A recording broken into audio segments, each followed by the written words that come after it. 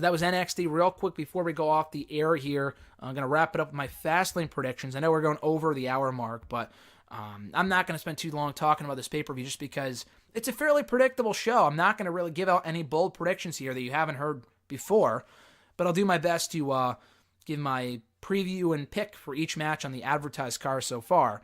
But on the kickoff show, Rey Mysterio and Andrade in hopefully the culmination of their feud. I can't say hopefully because I would love to see the feud continue through WrestleMania, culminating in a big opening match on the grand stage, these two going at it. Odds are, though, if there's nothing on the line and neither guy is United States champion by that point, then that match is probably not going to happen. This isn't WrestleMania 21, where the show opened with Rey Mysterio and Eddie Guerrero, which was terrific. Then there was a story in place there. To an extent, they were tag team champions at the time, and they decided to fight each other because they kind of had a lack of opponents at that point. But I don't see that happening. I think it's more likely we see Mysterio and Andrade in a multi-man match at some point at WrestleMania. Hopefully not the Battle Royal. But their match on Sunday should be great nonetheless. Definitely an incentive to check out the kickoff show for once. So it's not the cruiserweights for a change, which was refreshing. But the match should be great.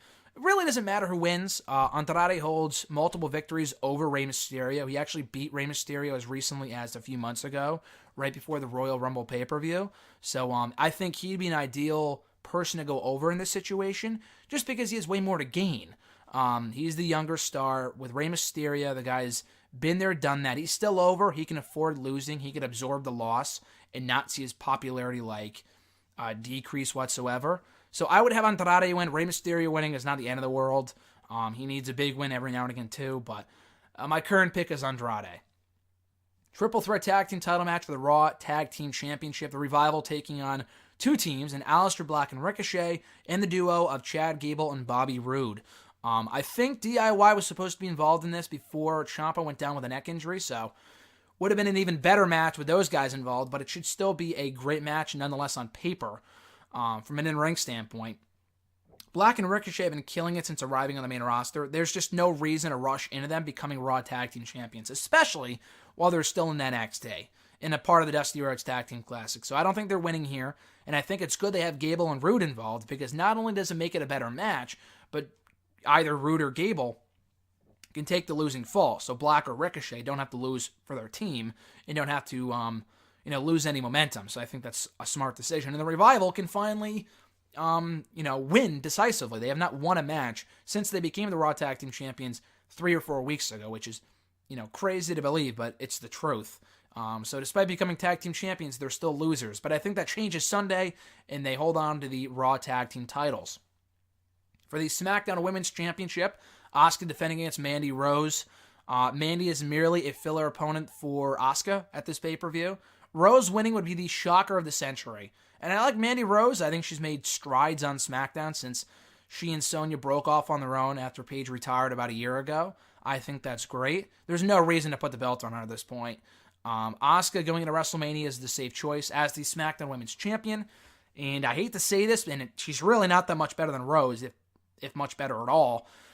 But I do think Lacey Evans is getting the shot at WrestleMania because no one else really makes as much sense. We've seen Lacey Evans appear in both Raw and SmackDown consistently for weeks now. So I think that's got to be leading somewhere, and I would assume it's going to be a SmackDown Women's Championship match at WrestleMania. And maybe Lacey Evans wins in her first ever one-on-one match on the main roster, so I wouldn't put it past them. It's not like Asuka's lighting the world on fire as champion anyway, so why the hell not? That's a good way to make a star right out of the get-go, but I do think Asuka goes over on Sunday and retains her championship. For the SmackDown Tag Team titles, we have the Usos taking on The Miz and Shane McMahon in a rematch from the Elimination Chamber pay-per-view. McMiz, that tag team of The Miz and Shane, have been very fun since they first formed a few months ago. They've been a breath of fresh air in the SmackDown Tag Team division. Obviously, they were never long for that division. They will be in Miz's hometown of Cleveland, which to me screams that Miz is going heel in his own hometown. It's supposed to be a swerve. You're supposed to think, oh, Shane's going to go heel after Miz cost his team the tag titles the first time. He was the one who got pinned back at Elimination Chamber. I just can't see them turning Shane heel. I would argue, you can't have a heel Shane while the other babyface authority figures are still faces. But Vince McMahon isn't a face, apparently, so why the hell would it matter if Shane's a heel? I would turn Shane heel. I would switch it up, do something new, do the unpredictable, and maybe you can turn Miz back into a heel after WrestleMania if you want. I just think he's getting over as a face, and I wouldn't ruin that. But him going back to being a heel isn't the end of the world either. I think he would kill in that role regardless. But yeah, I do think the Usos are retaining here, as they should. Keep the championships on them before they vie, or defend against, rather, the Hardy Boys on the grand stage. I think that's a WrestleMania match waiting to happen. It just writes itself. And with Miz and Shane, they're obviously destined to go one-on-one at WrestleMania, so we could see the beginning of the end for the tag team here, whether...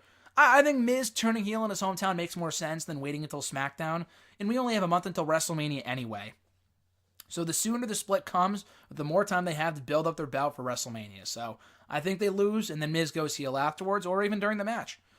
After that, for the WWE Women's Tag Team Championship, the Boston Hell Connections, Bayley and Sasha Banks, taking on Nia Jax and Tamina. This, to me, seems like a slam dunk. Banks and Bayley go over. No reason to take the titles off them 3 weeks after they became the first ever champions. Not to mention that Nia Jax and Tamina suck. Who do you then have Banks and Bayley face at WrestleMania? Well, I said it a few weeks ago, but Trish Stratus and Lita to me make the most sense. If not, the Bella Twins.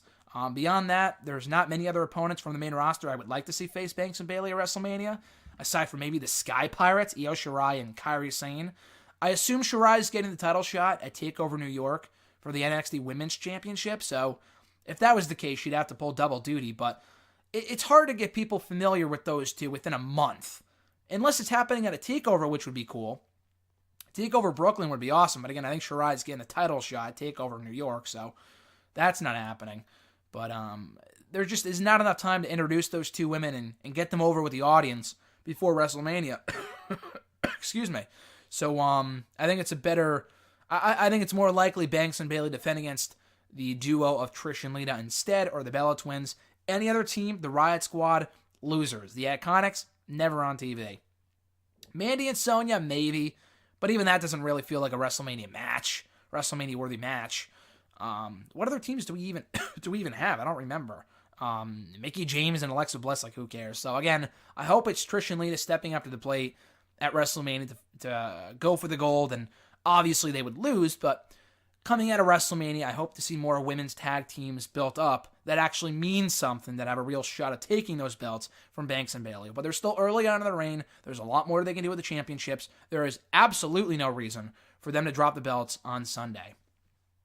We get to our top three matches here. The Shield, Ambrose, Roman, and Rollins taking on Baron Corbin, Drew McIntyre, and Bobby Lashley in a six-man tag team match.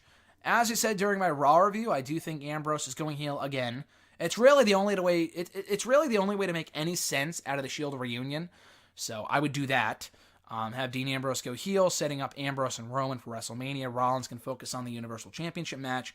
He doesn't have to get pinned. It can be Ambrose losing and then turning on Roman. It's really whatever they want to do. Roman is he's bulletproof. He's going for the Universal title at WrestleMania, so it doesn't matter what happens here. It's like when John Cena was a part of that. Ironically enough, the Shield six-man tag team match at Elimination Chamber 2013. Ryback and Sheamus lost, but he went on to face The Rock for the WWE title anyway at WrestleMania, so it hardly mattered. But whatever. I do think the heels win here. I don't know what you do with Corbin, McIntyre, and Lashley. I do think Lashley's getting another shot at the Intercontinental Championship soon. Beyond that, I maybe a Strowman, Drew McIntyre match. They have unfinished business.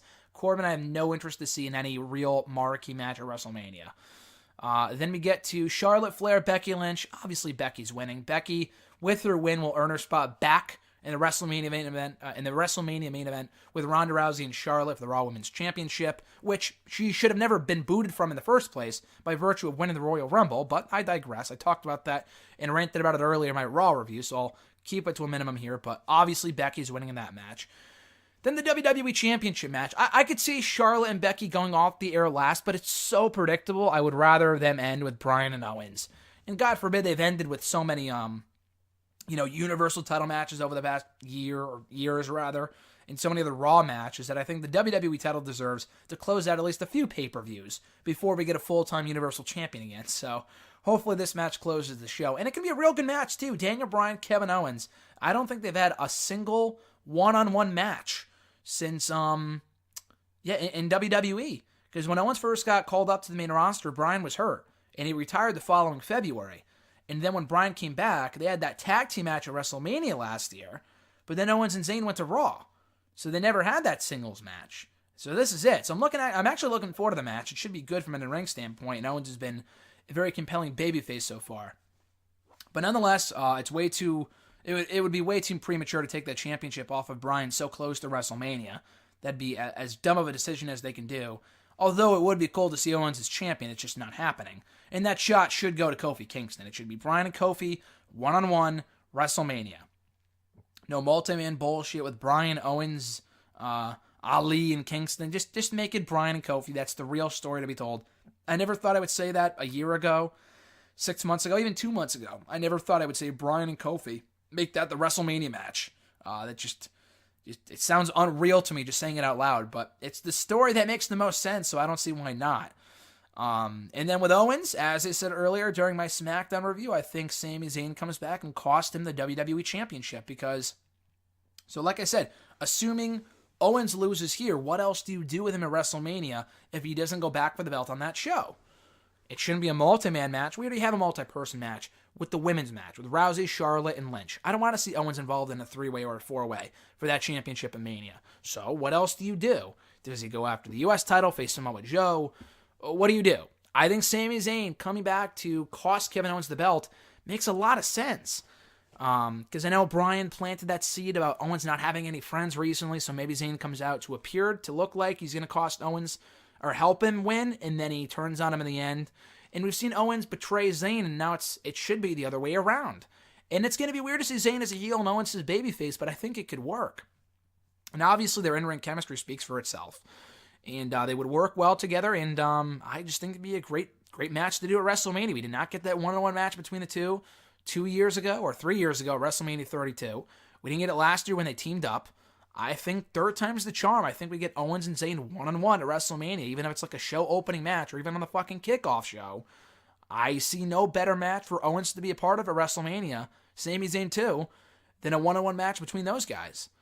And those are my predictions for Fastlane on Sunday. Looking forward to the show. Should be a solid show. I still say these, midway pay-per-views for WWE before WrestleMania are totally pointless and meaningless, but nonetheless, they sometimes feature a few notable and memorable moments here and there. So hopefully this pay-per-view delivers at least 1 or 2 matches that are worth going back to check out. Like the Elimination Chamber. Overall, really wasn't that great of a show, but the 2 chamber matches I thought were great. So hopefully there's at least 1 or 2 matches on this show that make it worthwhile.